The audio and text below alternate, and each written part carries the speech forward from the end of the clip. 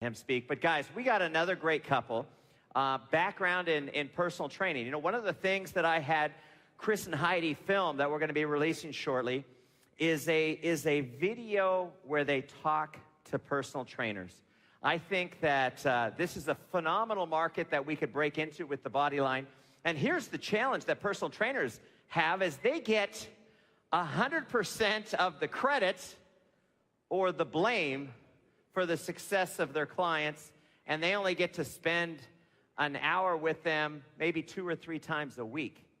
And so what Chris and Heidi are going to talk to personal trainers all across this world about is the ability to team up with them and let them coach them on the diet. Let them use the app. Let them create a residual income for even if the people don't show up for their personal training appointment, that they still get paid on that clientele. And so there's going to be a video coming out, and you're going to meet a personal trainer, Richard Bischoff, and his wife, Rebekah. Great, great folks. From, I think it's Myrtle Beach, the South Carolina, someplace on the East Coast. Is East Coast out here at all?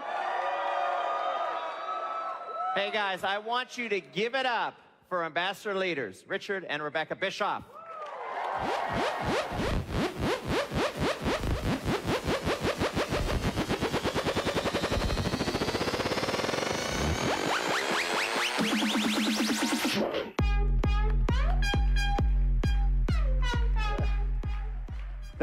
Thank you very much. We are excited to be here. And, you know, this is the first time I get to share the stage with my beautiful wife, Rebekah Bischoff. So I'm going to turn it over to her and let her talk for a minute, and then I'll get to the points that BK asked us to speak on. Well, what an awesome blessing to be here with all of you. I missed the last 2 conventions. 2 years ago, I was having our first child. And last year, I was in the hospital trying not to have our second while Richard was here. But what phenomenal growth there has been in the company, in our team, in the convention. Wow, I keep telling Richard what a difference it is. It's so huge. It's so exciting. And we're just so blessed to have this opportunity and for me to be able to be home with my kids, to be a stay-at-home mom because of Vemma. And I'm so proud of him. And I'm so proud of our team that's here. And I'm just look forward to phenomenal growth. So I'll turn it over to Richard. Awesome, thank you. First time ever speaking in front of 10,000 people. Let's give it a round of applause. Thanks. So when BK talked to the ambassadors to pick, you know, 1 or 2 topics that really helped you reach that level of success, it's kind of hard to do because we all know that it's multiple little things. So he said pick something. And I like what Dr. Oz said. He said it's not just about success, it's about significance.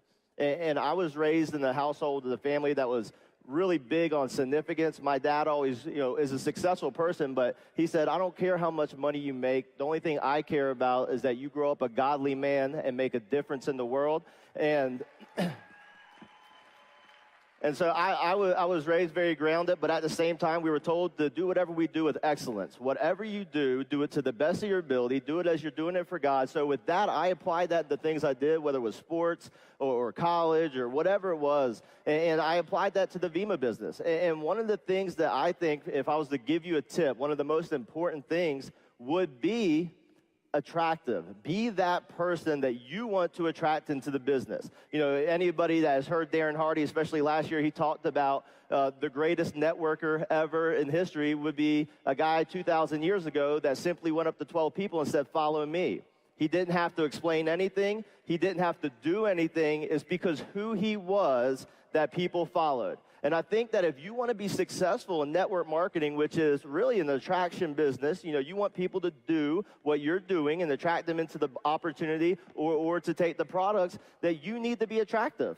And like Jeb Buenalou said the other day when he was speaking, he said, if you want to attract that ace, you first have to become the ace. And so that comes down to personal development. That comes down to, you know, just really trying to get better each and every day. If you're not practicing your story, if you're not practicing presentations, if you're not doing 3-way calls, and you're just expecting everybody else to do it for them, then you're not going to get better.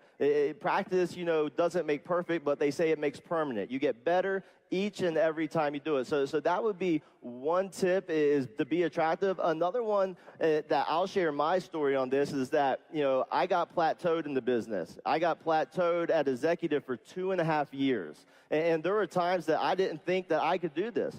And it got to the point where I even had a conversation with Tom. I think me and Jeffrey Jensen both had a conversation with Tom. And we were like, we just don't know if we could do this. We see Alex and Jed and a lot of these other guys growing so fast. And we don't want to get left behind. And Tom simply said, is that it's not a pie chart of success. And if they have this much, you can only have this much.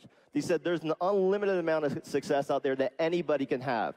You just have to be willing to go get it. And for that time that I was stuck at executive, the reason I was stuck there is because I was playing the blame game. My downline's not doing anything. I'm not enrolled by Brad Alcazan or whatever the reason is. So another bit of advice is don't lose focus focusing on other people's success.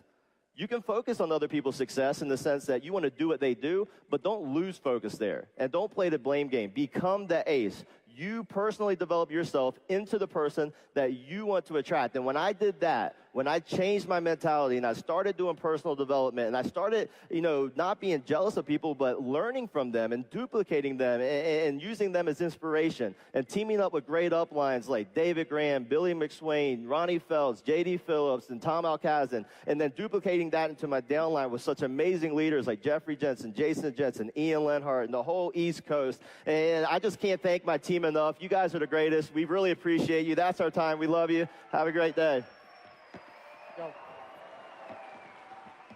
Great job, guys. Give it up for Richard and Rebekah.